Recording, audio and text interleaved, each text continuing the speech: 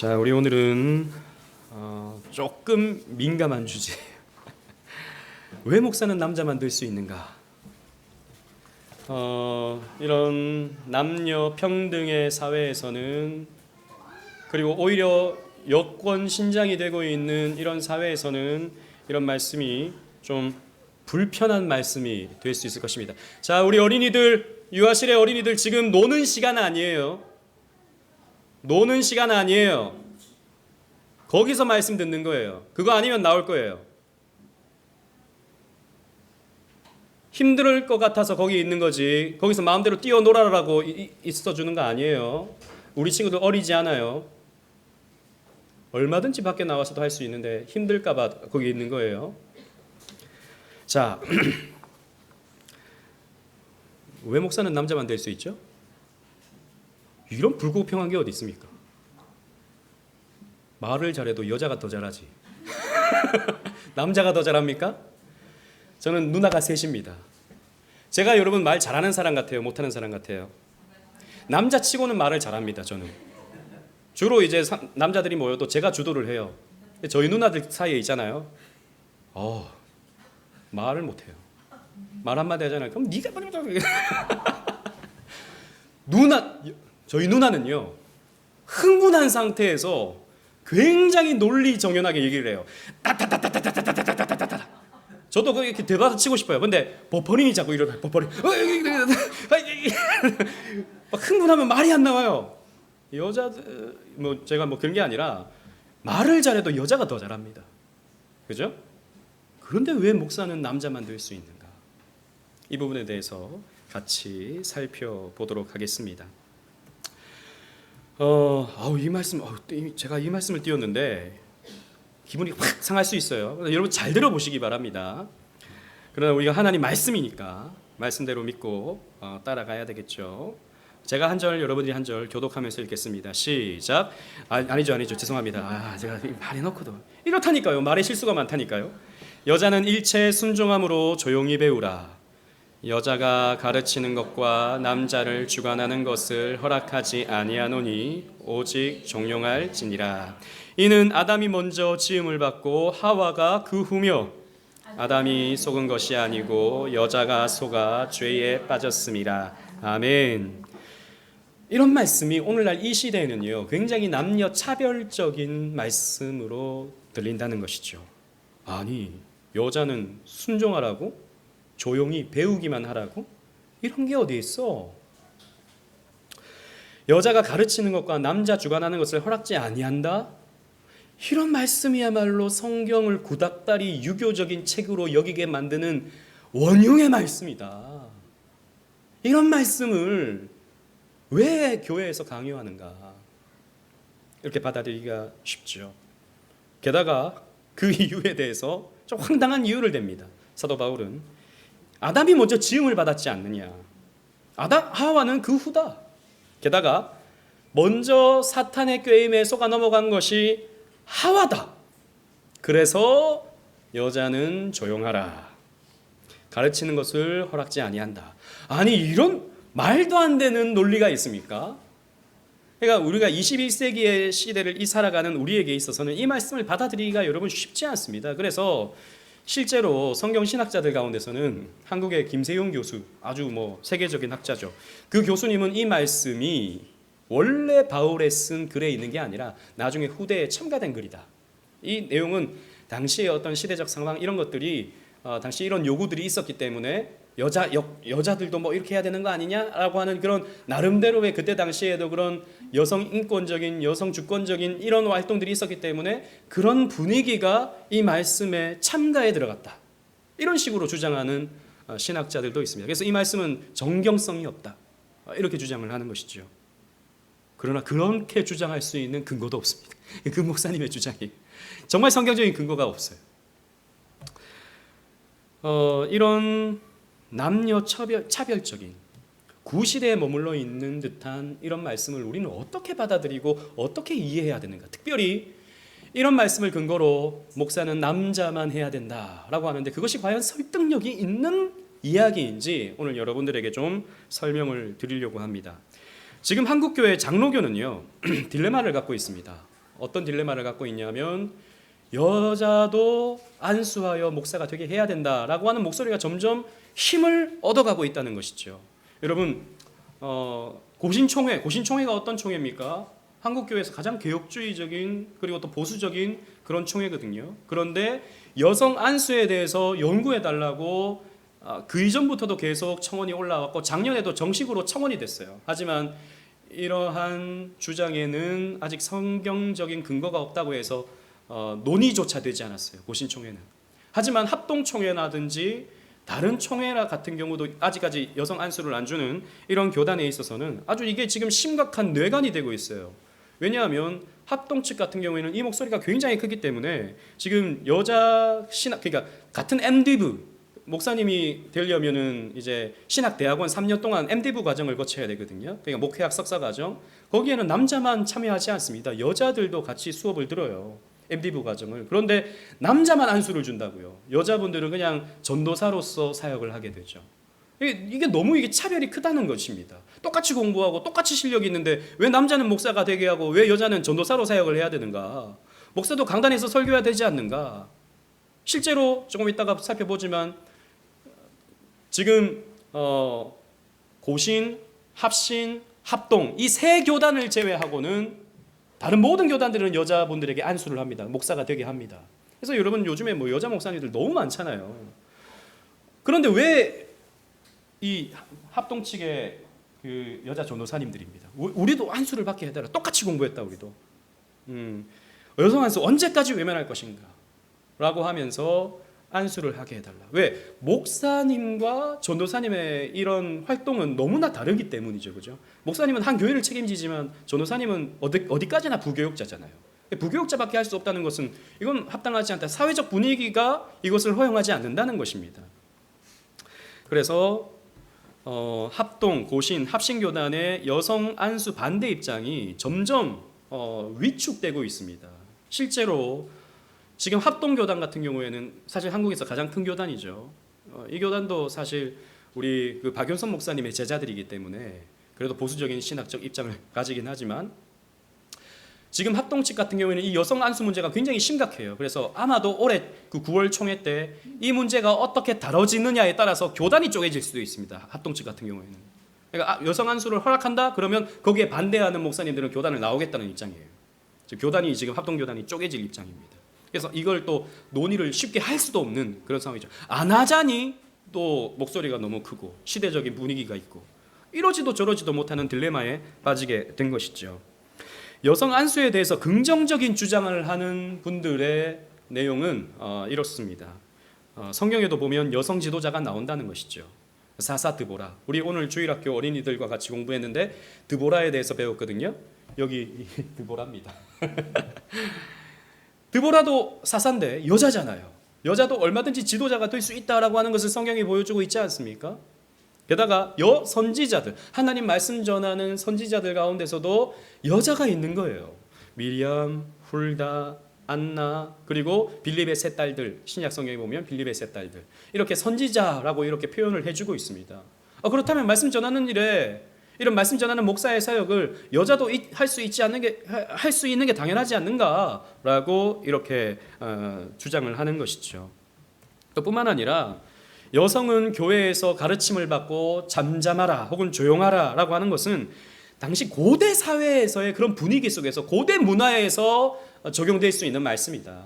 오늘날은 시대가 다르다. 남녀 평등하고 오히려 여성이 가지고 있는 어떤 은사 이런 것들을 10분 더 잘 발휘할 수 있는 시대가 오늘날이 되었다. 그래서 이런 문화적인 특수성 안에서 고려가 되어야 되는 말씀이지 문자적으로 여성은 교회에서 잠잠하라 이렇게 말씀을 가지고 오늘날에 그대로 적용하는 것은 무리다라고 주장을 하는 것이죠.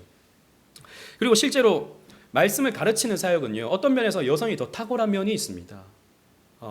앞에서 제가 말씀드린 것처럼 여자분들이 말을 더 잘하잖아요. 특히 여러분 한국교회에서 지금 이 김양재 목사님 같은 경우는 굉장히 영향력이 있죠. 그 경부고속도로 타고 가다 보면 이제 오른쪽에 보이는 우리들 교회 이 여자 목사님 이혼하셨는데 그 가정의 상처 이런 것들이 있잖아요. 여자로서 가지는 어떤 그런 이혼하셨나? 아무튼 가정에 어떤 그 문제가 있었어요. 근데 그런 것들을 잘 극복하시고 지금 목사님이 되셨는데 굉장히 가정사역, 그러니까 상처받은 사람들의 마음을 잘 위로해주고 용기를 북돋워주는 그런 사역을 아주 탁월하게 하세요. 이런 것들을 보면 여성의 역할이 분명히 있지 않나, 목사로서 이렇게 생각할 수 있는 것입니다. 또 뿐만 아니라 여성 사역자의 차별, 아까도 말씀드렸다시피 똑같이 공부하고 똑같이 훈련 받았는데 누구는 목사가 되고 누구는 목사가 되지 않는 이런 것은 차별적이지 않는가. 그리고 또 전도사로 사역을 하다 보면 아무래도 여러분 한국교회 사역자 자체가 사실 좀 뭐랄까요, 그렇게 부유하지는 않지 않습니까? 담임 목사님이나 좀 괜찮지 나머지 부교육자들은 정말 최저 생계비에도 미치지 못하는 경우가 많거든요. 여자 전도사님은 더하다는 것입니다. 이런 처우의 상황을 좀 개선하기 위해서라도 여자분들에게 안수를 줘야 되는 것이 합당하지 않는가라고 이렇게 주장을 합니다. 하지만 이 부분에 대해서 우리는 반대 주장을 얼마든지 할 수 있죠. 물론 여자 사사가 있습니다. 여자 선지자도 있어요. 여자 왕도 북이스라엘에 한 사람 있었죠. 하지만요, 여자 제사장은 한 사람도 없습니다. 그렇죠? 여자는 아예 성막 안에 들어가질 못했죠. 왜 그랬을까요? 차별일까요? 하나님이 사람을 차별하게 하셨을까요? 거기는 뭔가 이유가 있다라는 사실입니다. 그리고 고대 문화의 특수성을 감안해야 된다. 여러분, 이렇게 말씀을 적용해 버리면 다른 문제가 또 발생합니다. 그러니까 여자는 교회에서 잠잠하라. 이게 그때 당시에 어떤 적용돼야 될 말씀이라면 십계명의 모든 말씀도 그 시대에 적용돼야 될 말씀으로 오늘날에는 우리는 새롭게 그 말씀을 다르게 적용할 수 있게 되는 그런 여지가 생겨버리게 되죠. 다르게 표현하면 내 부모를 공경하라. 이건 그 시대에나 적용해야 되는 말씀이 아니냐. 내가 왜 공경해야 되냐. 이렇게 말한다면 우리가 어떻게 설명할 수 있겠습니까? 성경은요, 영원히, 그러니까 창세 이후로 또 마지막 새하늘과 새 땅까지, 아니 새하늘과 새 땅에서도 적용되어지는 영원 불변한 하나님의 진리의 말씀이에요. 이렇게 우리는 말씀을 받아들여야 되는 것입니다. 그리고 아무리 성경적으로 탁월한 성경을 설명하는 데 있어서 탁월한 실력을 갖고 있다 하더라도 여러분 아무나 강단에서 설교를 하면 안 되는 거죠. 여러분들 중에서도 말을 잘하시는 분들이 있을 겁니다. 성경을 설명해내는 아주 탁월한 실력이 있을 분들이 있을 겁니다. 그런데 그렇다고 해서 그분이 주일날 강단을 맡아서 내가 실력이 있으니까 내가 강단을 맡겠어 라고 하면 여러분 어떻게 되겠습니까? 질서가 흐트러지게 되는 것입니다. 질서적인 면이 분명히 있는 것입니다. 여러분, 성경은요, 기독교는 과연 남녀를 차별할까요? 이 부분에서 우리 먼저 한번 짚고 넘어갔으면 좋겠습니다. 그렇지 않습니다. 성경은 남녀를 차별하지 않아요. 성경은요, 남녀의 인격적 지위가 동등하다고 가르쳐주고 있습니다. 갈라디아서 3장 28절 말씀 우리 다 같이 한번 읽겠습니다. 시작. 너희는 유대인이나 헬라인이나 종이나 자유인이나 남자나 여자나 다 그리스도 예수 안에서 하나이니라. 이 하나라는 말은 동일하다, 동등하다라는 뜻이에요. 우리는 하나다. 그냥 우리는 사랑의 띠로 하나가 되었습니다. 이 말이 아니고 우리는 같은 동등한 존재다라고 하는 의미에서 하나다라는 말이에요. 즉 유대인이나 헬라인이나 차별이 없다라는 겁니다. 유대인이나 이방인이나 차별해서는 안 된다. 교회가 차별해서는 안 된다라는 거죠. 남자 여자도 그리스도 안에서 다 같기 때문에 차별해서는 안 된다라고 하는 것이 성경의 가르침입니다. 그리고 성경에는요, 오히려 더 여권 신장적인 메시지들이 많습니다. 당시 고대 사회는, 고대 근동 사회는 남성 중심적인 사회였어요. 그래서 숫자를 셀 때도 여자들이나 아이들은 빼고 성인 남성들만 위주로 해서 세죠. 굉장히 고대 사회에서는요, 남성 중심적인 사회였습니다. 하지만 성경은요, 여성의 역할을 굉장히 부각시키죠. 앞에서도 우리가 살펴봤던 것처럼 드보라가 사사다라고 하는 것은요, 고대 사회에서 상상할 수 없는 일이었습니다. 선지자가 여자다라고 하는 것은요, 고대 사회에서는 여자가 선지자가 된다라고 하는 것은 다른 종교에서는 없는 일이었습니다. 그러나 성경은요, 이런 여성의 역할들을 계속 소개해 줌을 통해서 여성의 어떤 교회 안에서의 역할, 이런 것들을 굉장히 부각시키죠. 특히 예수님을 잘 섬기던 사람들은 다 여자였습니다. 제자들은 다 도망갔지만 끝까지 자리를 지키는 사람들은 여자들이었습니다. 이런 것들을 봤을 때 고대 문헌 가운데 성경만큼 여성의 역할을 도드라지게 설명하는 책은 없다라는 것이죠. 그래서 여러분, 교회 안에서 남녀의 차별이 있어서는 안 됩니다. 남녀의 차별. 옛날에는요, 우리 교회는 뭐 그렇진 않지만 강대상에 여자가 서는 것을 허락하지 않았어요. 옛날에는 강단에 올라가는 것도 금지되었습니다. 심지어는 이렇게 말했어요. 여자가 어떻게 감히 강단에 올라가나.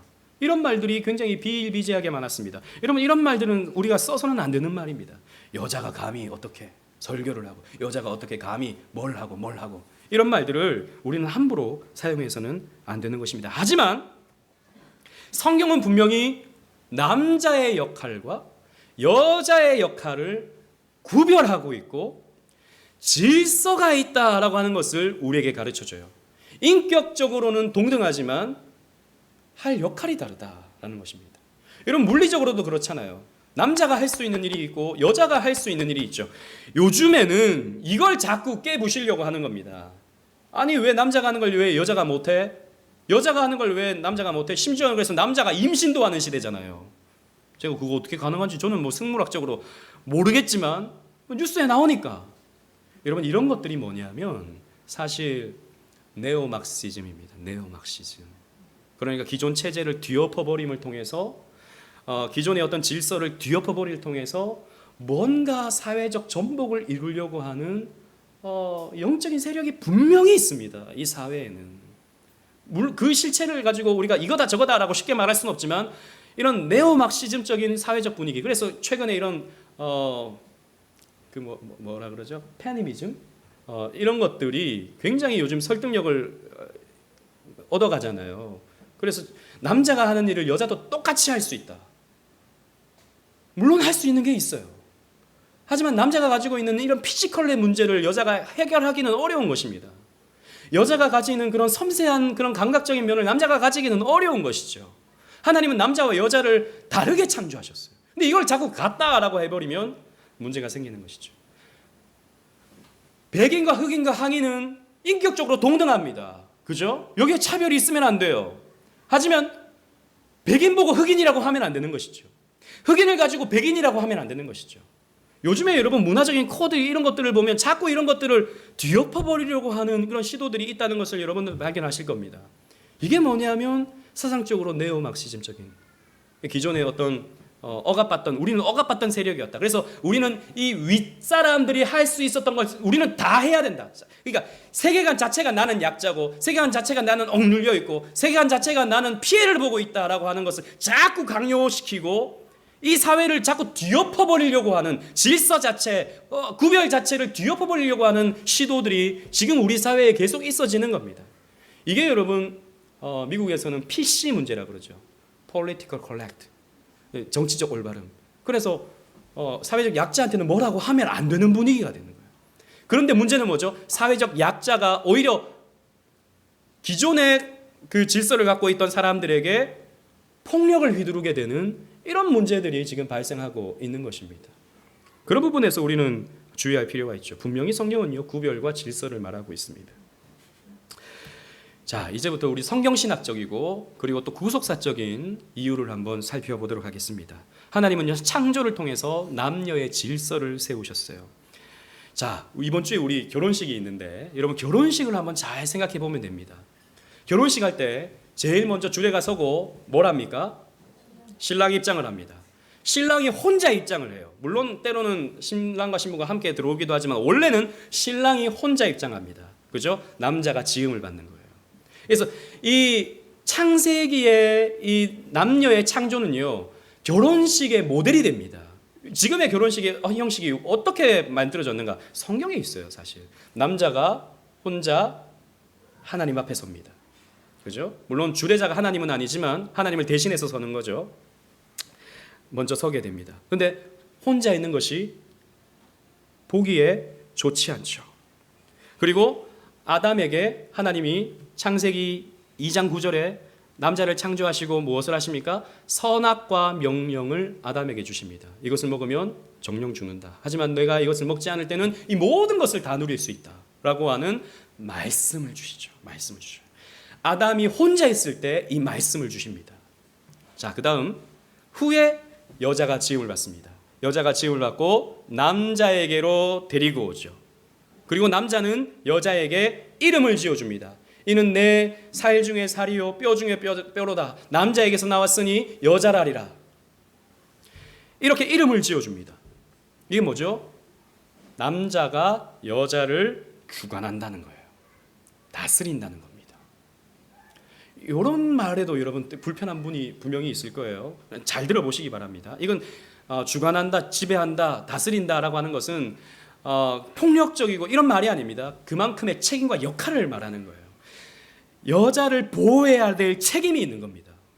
여자를 이끌어줘야 될 책임이 남자에게 있는 거예요. 자, 그리고 여자가 앞에 서게 되면 남자가 여자에게 알려줘야 됩니다. 하나님 말씀을요. 선악과를 먹으면 안 돼. 선악과를 먹으면 정령 죽는 거야. 우리가 선악과를 먹지 않을 때 이 동산에 있는 모든 것을 우리는 누릴 수 있어. 라고 하는 것을 남자가 여자에게 가르치는 순서로 이렇게 진행되는 것이죠. 자, 보세요.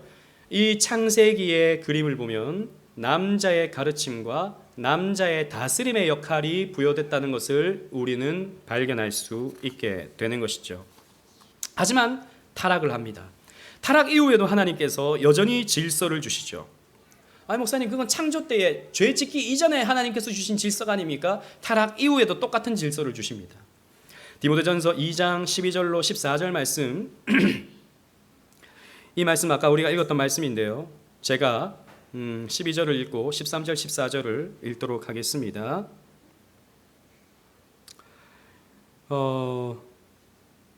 사실은 다음 말씀이 먼저 들어와야 되는데, 자, 이 말씀부터 먼저 살펴보도록 하겠습니다. 창세기 3장 16절 시작. 또 여자에게 이르시되 내가 내게 임신하는 고통을 크게 더하리니 내가 수고하고 자식을 낳을 것이며 너는 남편을 원하고 남편은 너를 다스릴 것이니라. 자, 선악과를 하와가 먼저 따먹었습니다. 그죠? 그리고 하나님께서 여자에게 이렇게 말씀을 하십니다. 너는 남편을 원하고 남편은 너를 다스릴 것이다. 자, 여기서 원하고라는 원어의 의미를 살펴보면 우리 새가족반 책에도 나오는데요. 지배하다라는 뜻이 있어요. 원하고라는 말은 지배하다라는 뜻도 있어요. 그래서 이 말을 좀 다르게 해석하면 너는 남편을 지배하려고 하지만 남편이 너를 다스릴 것이다 라고 이렇게 말씀해 주세요. 여러분, 결혼해 보신 분들은 다 경험을 하실 겁니다. 아내가 나를 지배하려고 한다는 걸. 안 웃으시네요. 저는 웃으실 줄 알았는데 아내가 나를 지배하려고 한다는 것을 여러분 느끼실 거예요. 그래서 아내가 자꾸 나를 세뇌합니다. 내 말 들어, 내 말을 들어. 아내 말을 들으면 자다가도 떡이 생겨. 자꾸 이렇게 지배를 해요. 저는 많은 부분에 제 아내의 말을 듣습니다. 많은 부분에. 그게 가정의 평화를 가져다 오는 아주 중요한 방법이더라고요. 그러나 아내가 남편을 지배할 수가 없습니다. 여러분 잘 기억하세요. 여러분들이 남편을 지배하려고 하면 할수록 남편들은 도망을 가게 되어 있습니다. 지배 안 당하기 위해서. 그건 모든 지구상의 남자들이 동일해요. 여러분들이 자꾸 남편이 내 말대로 움직여지길 바라고 자꾸 얘기하잖아요. 그러면 자꾸 도망을 갑니다. 남자는. 나는 지배당하지 않을까. 왜? 하나님께서 심어놓으신 DNA가 있습니다. 우리 인간에게는. 그래서 여자는 남편을 자꾸 지배하려고 해요. 조종하려고 합니다. 그러나 그렇지 않아요. 아니다, 하와야. 남편이 너를 다스릴 거야. 남편이 너를 이끌어줄 거야. 남편이 너에게 말해줄 거야. 라고 하는 것을 성경이 하나님이 우리에게 말씀해주고 있다라는 것이죠. 앞에서 말씀드린 것처럼 하지만 이 다스림은요, 보호와 책임의 의미가 가장 큽니다. 남편은 그래서 가정을 보호할 책임이 있어요. 가정의 행복에 가장 중요한 책임은 남편에게 있습니다. 가정이 화목하고 가정이 기쁘게 이렇게 꾸려갈 수 있는 가장 중요한 역할은 남편에게 있어요. 그 책임이 남편에게 있는 겁니다. 그러기 위해서 가정을 잘 다스려야 될 책임이 있다라는 것이죠. 그래서 여러분 아까 이 말씀이었는데 디모데전서 2장 12절로 14절 말씀 이렇게 말씀하고 있는 거죠. 여자가 가르치는 것과 남자 주관하는 것을 허락지 아니한다. 가르치는 역할은 누구에게 부여된 거라고요? 남자에게 가르치는 역할이 부여된 거예요. 선악과 먹지 마. 하나님의 주신 말씀을 가지고 하와에게 전달하는 역할을 남자가 가졌다. 그래서 이는 아담이 먼저 지음을 받고 하와가 그 후다라는 거죠. 그리고 아담이 속은 것이 아니고 여자가 속아 죄에 빠졌습니다. 이 말씀이 바로 그 말씀인 것입니다. 이런 구속사적인 맥락 안에서 이 말씀을 우리는 이해할 필요가 있는 것이죠. 그래서 이런 거죠. 여자를 통해 들어온 죄를 남자가 다스려서 회복해야 하는 어떤 내용이 담겨져 있는 것입니다. 자, 이것을 여러분, 이것은 단순히 그래서 남녀의 어떤 이야기가 아니에요. 가정의 이야기만은 아닙니다. 교회의 이야기만도 아니에요. 궁극적으로는 그리스도와 교회에 대하여 가르쳐 주는 것이죠. 우리의 영원한 신랑이 누구십니까? 예수 그리스도. 그 예수 그리스도의 신부가 누구입니까? 교회죠, 교회. 우리들. 그리스도와 교회의 관계를 설명하기 위해서 하나님은요, 이런 그림들을 연출해 주시는 거예요. 그래서 그리스도가 우리에게 가르쳐주고 우리는 그리스도에게 순종하는 것이죠. 그리고 그리스도는 우리에게 어떻게 하십니까? 사랑을 베풀어 주시는 것입니다. 그게 여러분 에베소서 5장에 나오는 아내는 남편들에게 어떻게 하라? 순종하라, 복종하라. 그리고 남편은 아내들에게 어떻게 해야 된다? 사랑해야 된다. 주께서 사랑하듯이 사랑해야 된다. 그런데 사도 바울이 뭐라 그래요? 이 비밀이 크도다. 이거 비밀이다. 이건 표면적으로 가정을 내가 이야기하는 게 아니라 궁극적으로는 그리스도와 교회에 대해서 내가 말하노라 라고 사도 바울이 말하고 있죠. 그래서 이 창세기의 결혼 그림, 그리고 타락한 이후에 주어지는 이 다스림의 질서에 대한 그림, 이런 것들은요 그리스도와 교회를 가르쳐 주는 거예요. 우리는 그것을 삶 속에서 실행해내고 삶 속에서 적용함으로써 우리가 그리스도에게 순종해야 되는 거구나, 우리 그리스도를 나의 남편으로 삼고 나는 그리스도를 따라야 되는구나, 그리스도는 나를 이렇게 사랑으로 돌보시고 나를 보호해 주는구나, 이것을 우리는 배우는 것이죠. 이게 바로 구속사적인 의미가 되는 것입니다. 신약에서도 이런 남녀의 질서를 부여해 주십니다. 에베소서 5장 22절 23절 말씀이에요. 제가 읽겠습니다. 아내들이여, 우리 다 같이 한번 읽어볼까요? 시작. 아내들이여 자기 남편에게 복종하기를 주께 하듯하라. 이는 남편이 아내의 머리됨이 그리스도께서 교회의 머리됨과 같음이니 그가 바로 몸의 구주시니라. 아멘. 보세요. 똑같은 말을 사도 바울이 해주고 있는 것입니다. 남편이 아내의 머리가 된다라고 하는 것은 다스림, 그리고 주관함, 그리고 돌봄의 책임이 있는 겁니다. 신약에서도 똑같은 이런 질서가 주어지고 있다라는 것이죠. 그래서 디모데전서 2장 11절 23절 말씀, 11절 12절 말씀이에요. 죄송합니다. 여자는 일체 순종함으로 조용히 배우라. 여자가 가르치는 것과 남자 주관하는 것을 허락지 아니하노니 오직 조용할지니라 라고 있습니다. 그러니까 여자는 교회에서 가르침의 역할을 하지 않는다라는 거죠. 그래서 우리는 이것을 단순히 어떤 남녀의 어떤 기득권 문제로 바라봐야 될 것이 아니라 창조, 타락, 구속이라고 하는 이런 세계관적 관점에서 가정과 교회에는 하나님께서 이런 질서를 주셨다라고 이해를 할 필요가 있는 것입니다. 이것은 여러분 중요한 것은 이것이 가정과 교회에서 적용된다는 거예요. 일반 사회에서 똑같이 적용되는 것은 아니라는 것입니다. 즉 여자 대통령은 가능한 것입니까? 얼마든지 가능하죠. 여자 회사 사장님, 여자 회장님 가능한 겁니까? 얼마든지 가능한 것입니다. 사회에서는 얼마든지 그게 가능해요. 하지만 가정에서만큼은, 그리고 교회에서만큼은 남녀의 구별이 있다라고 하는 것을 성경이 우리에게 이런 구속사적 의미에서 가르쳐 주고 있는 것입니다. 그리고 이것은 시대를 초월한 질서임을 우리는 기억할 필요가 있습니다. 이것은 아까 우리가 나눴던 것처럼 고대 사회에서나 적용되는 말씀이다. 이게 아니고 시대를 초월한다 하는 것입니다. 베드로전서 3장 5절 6절 말씀을 보면 베드로가 이렇게 말합니다. 아내들아 이와 같이 자기 남편에게 순종하라. 그리고 예를 들기를 사라가 아브라함을 주라 칭하여 순종한 것 같이 아내들은 남편에게 순종해야 된다라고 말해주고 있어요. 즉 사라, 여러분 사라 잘 아시죠? 아브라함의 아내. 아브라함을 주라 했다라는 것이죠. 여러분 이 아브라함 이야기와 지금 베드로가 기록하고 있는 이 베드로 시대에는요 2000년의 그런 시간차가 있습니다. 2000년의 시간차. 2000년 전에 했던 말씀이 베드로 시대에 똑같이 적용될 필요가 있다라고 베드로는 가르쳐주고 있는 것입니다. 그렇다면 2000년 전에 이 베드로의 말씀이 우리에게는 어떻게 됩니까? 똑같이 적용될 필요가 있는 것입니다. 제발 부탁합니다. 아내들이요. 남편을 주장하려고 하지 마십시오. 남편을 여러분들 마음대로 조장하려고 하지 마십시오. 주장하려고 하지 마십시오. 그건 가정의 불화를 만드는 겁니다. 가정의 불화를 만드는 거예요. 물론 여러분 남편이 그런 역할을 제대로 하지 못할 때 얼마든지 여성이 더 앞장서서 할 수 있어요. 하지만 남편이 나름대로의 역할을 최선을 다해서 하려고 할 때 존중해 주셔야 됩니다. 이게 성경의 원칙이에요. 남편을 한번 보세요. 집사님 보세요. 존중해야 될 사람입니다. 사모님 나 봤어요? 존중해야 될 사람이에요. 네. 그리고 아내는요 목숨 바쳐서 사랑해야 될 대상이죠. 아내를 한번 보세요. 집사님 한번 보세요. 집사님 한번 보세요.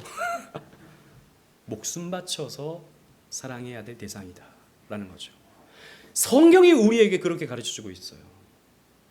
목숨 바쳐서 사랑해야 된다니까 이제 그럼 목숨을 한번 바쳐봐라. 이렇게 하면 이제 또 문제가 발생하죠. 하지만 성경은 우리에게 이런 질서를 주고 있다라는 것입니다. 또 고린도전서 14장 34절 말씀에 보면 여자는 교회에서 잠잠하라. 그들에게 말하는 것을 허락함이 없나니 율법에 이른 것 같이 오직 복종할 것이요 라고 고린도전서에서 사도 바울은 말해주고 있어요. 근데 율법에 이른 것 같이 라고 되어 있고 이게 여러분 성경책에 보면 각주가 되어 있습니다. 고린도전서 14장 34절이 율법에 이른 것 같이 라고 해서 각주가 되어 있는데 이 각주를 찾아보면 창세기 3장 16절이에요. 아까 우리 읽었던 말씀이 있잖아요. 너는 남편을 원하지만 남편이 너를 다스릴 것이다 라고 하는 그 말씀이에요. 자 보세요. 창세기의 그 말씀이 이 사도 바울 시대의 그 말씀에게 동일하게 적용된다라는 거예요. 시간이 지나도 변함없이 동일하게 적용될 수 있는 질서다라고 하는 것을 우리는 살펴볼 수 있는 것입니다. 아담 시대와 아브라함 시대와 같이 여자는 남자의 다스림을 받아야 된다라고 하는 것을 성경이 우리에게 가르쳐주고 있는 것이죠. 또 뿐만 아니라 목사님 그래도 이건 우리 한국 사회에서 유교적으로 해석될 문제가 아닙니까? 라고 질문할 분이 혹시 계실지 모르겠습니다. 하지만 문화적으로 봐도 여러분 이것은 분명히 나타나게 되는 질서입니다. 무슨 말이냐면 유교적이고 보수적인 한국적인 해석이 아닌가라고 생각하지만 미국의 PRC 교단이라고 있어요. 프로테스탄트 리폼드 처치라고 하는 큰 교단은 아니고 작은 교단인데 이 교단은요 공동의회를 참여하는 사람은요 그 가정의 남자 대표인 아빠 남자만 공동의회에 참여할 수 있어요. 왜냐하면 그 가정의 다스리는 자 대표성을 가진다라고 봤기 때문입니다. 하지만 미혼 여성인 경우에는 공동의회에 참여할 수 있어요. 아직 다스릴 수 있는 사람이 없기 때문에 그 사람은 본인이 공동의회에 참석해서 이렇게 하는 것이죠. 아무튼 여러분 이걸 만약에 한국 교회에 적용한다? 이거 남녀 차별 아니야? 라고 말할 사람들이 굉장히 많을 거예요. 하지만 미국에서도 이런 유교와 상관없는 미국에서도 이런 말씀을 이렇게 적용해서 교회 공동의회를 진행하는 교회가 있는 것입니다. 또 뿐만 아니라 최근에 이제 한 5년 정도 된 것 같아요. 화란 개혁교회에 해방파라고 하는 화랑개혁교회도 엄청 쪼개졌어요. 우리 한국 장로교회처럼. 한국 장로교회 정도는 아니지만 엄청 많이 쪼개졌습니다. 그 가운데 이제 해방파라고 있어요. 고신교단과 자매결연을 맺혀 있는 그런 교단이었습니다. 그런데 이 화랑개혁교회가 여성 안수를 허용했습니다. 여성 안수를. 그동안 안 하다가 여성 안수를 허용한 거예요. 그러니까 ICRC라고 하는 이제 세계 개혁주의 협회 뭐 이런 겁니다. 여기에서요, 이 해방파와 교류를 단절해 버렸어요. 왜? 성경 말씀을 따르지 않았다고 해서. 이건 유교적이고 보수적인 그런 해석이 아니라 성경적인 해석이라고 이 ICRC는 봤던 것입니다. 그래서 교류를 단절했어요. 고신교단도 이 해방파와 교류를 단절했습니다. 왜? 여성 안수를 허용했다고. 이런 문제가 있는 것이죠. 즉 이런 해석은요, 유교와 상관없는 성경 말씀을 따르는 질서다라는 것이죠. 그래서 앞에서 우리가 말씀을 나눴던 것처럼 우리는요, 이것을 단순히 어떤 남녀의 어떤 주도권 문제 이렇게 볼 게 아니라 그리스도와 교회에 대하여 배우는 과정으로서 이 말씀을 우리는 적용해야 되는 것입니다. 제가 한번 쭉 읽겠습니다. 이와 같이 남편들도 자기 아내 사랑하기를 자기 자신과 같이 할지니 자기 아내를 사랑하는 자는 자기를 사랑하는 것이라. 누구든지 언제나 자기 육체를 미워하지 않고 오직 양육하여 보호하기를 그리스도께서 교회에게 함과 같이 하나니 우리는 그의 몸의 지체임이라. 그러므로 사람이 부모를 떠나 그의 아내와 합하여 그 둘이 한 육체가 될지니. 다 같이 읽겠습니다. 시작. 이 비밀이 크도다. 나는 그리스도와 교회에 대하여 말하노라. 아멘. 이건 그리스도와 교회에 대해서 말해주는 거다라고 봤던 것이죠. 그래서 아내 사랑하기를 자신과 같이 하고 아내도 자기 남편을 존경해야 된다라고 하는 질서를 주신 겁니다. 구별을 주신 거예요. 그래서 정리하자면 이렇습니다. 우리는 차별이 아닌 역할과 질서의 문제를 중요하게 여겨야 된다는 것입니다. 우리는 이 시대와 문화에 따라서 생각하고 판단할 것이 아니라 오직 말씀이 무엇을 가르쳐 주는가, 그 말씀에 따라서 생각하고 판단해야 된다라는 것이죠. 시대가 이렇잖아, 이건 우리에게 설득력이 없는 것입니다. 그죠? 다른 데 다 하고 있으니까 이것도 우리에게 설득력이 없는 것입니다. 성경이 뭐라고 말하고 있는가, 이것을 우리는 중요하게 볼 수 있어야 된다라는 것이죠. 또 두 번째로, 가정과 교회에서 적용해야 될 구별과 질서는 분명히 존재한다라는 것입니다. 남자는 남자이고 여자는 여자이다라는 것입니다. 남자가 할 일이 있고 여자가 할 일이 있다라는 것입니다. 저는 물론 직업상에 있어서 남자 여자가 다 할 수 있는 일들이 많다고 생각합니다. 충분히 여자들도 더 잘할 수 있는 것들이 많죠. 하지만 육체적인 면에서, 감정적인 면에서 남자와 여자는 분명히 다르다라고 하는 것을 저는 말씀드리고 싶어요. 그리고 남자와 여자는 서로의 기득권을 차지하기 위해서 갈등하는 관계가 결코 아닙니다. 자꾸 자기를 약자로 생각하고 뒤엎어야 될, 개혁해야 될 어떤 대상이라고 여기는 것은 굉장히 잘못된 생각입니다. 우리는요, 하나님이 남자와 여자를 창조하신 까닭은 서로의 부족함을 채우기 위해서, 서로의 부족함을 서로 돕는 배필로서 남자와 여자를 서로의 이런 차별을, 그러니까 구별을 두었다라고 하는 것을 우리는 이해할 필요가 있죠. 그리고 이 질서는 여성 교사나 여전도사, 사역자에게 해당되는 말씀은 아닙니다. 그래서 여자는 교회에서 잠잠하라고 해서 여자는 교사도 하면 안 되고 전도사도 하면 안 되고, 이런 것은 결코 아니죠. 공적인 가르치는 사역은 목사죠. 그죠? 그런 공적인 가르치는 사역에 있어서 하나님이 주신 질서대로 남자만이 목사의 사역을 감당할 수 있다라고 이렇게 보는 것입니다. 그래서 여러분, 교회의 중요한 직분, 성경에 나타나는 중요한 직분은 목사요, 그리고 장로요, 그리고 집사잖아요. 그죠? 권사는 교회의 필요에 따라서 세우는 직분이죠. 성경에 권사라고 하는 직분은 없지 않습니까? 그러니까 목사, 장로, 집사, 이 세 직분이 성경에서 드러나는 직분인데, 성경을 보면 이 직분은 다 남자였다라는 것이죠. 그런 것들을 봐도 우리는 분명하게 이런 질서를 성경에서 발견할 수 있는 것입니다. 그래서 말씀의 직분인 목사, 말씀을 선포하는 목사, 그리고 말씀이 교회에 적용될 수 있도록 사역하는 장로, 이런 사역자는요 오직 남자만 할 수 있다라는 것이죠. 그래서 이렇게 우리는 정리하면서 왜 남자만 목사가 될 수 있어? 왜 여자는 안 돼?